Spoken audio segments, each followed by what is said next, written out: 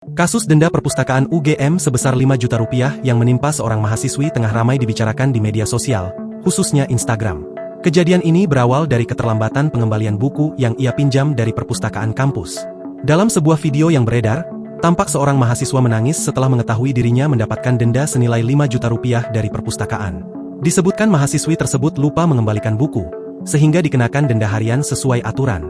Juru bicara Universitas Gadjah Mada, Made Andi Arsana, membenarkan adanya peristiwa tersebut. Ia menyebut, total buku yang belum dikembalikan mahasiswa tersebut berjumlah 6 eksemplar dari 2 perpustakaan berbeda. Benar bahwa mahasiswa tersebut terkena denda karena terlambat melakukan pengembalian buku di Perpustakaan Pascasarjana 2 eksemplar dan Perpustakaan Pusat 6 eksemplar.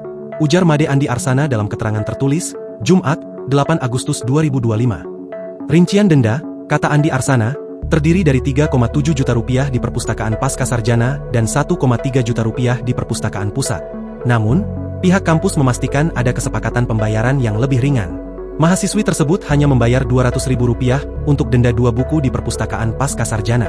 Denda di Perpustakaan Pusat juga sudah diselesaikan pada sore hari ini, Jumat 8 Agustus 2025, dengan yang bersangkutan secara sukarela membayar Rp500.000 untuk 6 buku, tambahnya. Belum diketahui secara pasti berapa lama keterlambatan pengembalian buku tersebut. Berdasarkan penelusuran, tarif denda buku di Perpustakaan Pusat UGM adalah Rp2.000 per hari. Menurut Andi Arsana, pihak perpustakaan telah berupaya mengingatkan mahasiswa melalui email dan panggilan telepon.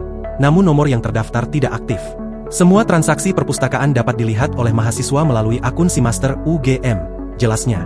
Ia menambahkan, mahasiswa juga memiliki opsi memperpanjang masa pinjaman secara online melalui akun yang sama. Download Tribun X sekarang, menghadirkan lokal menjadi Indonesia.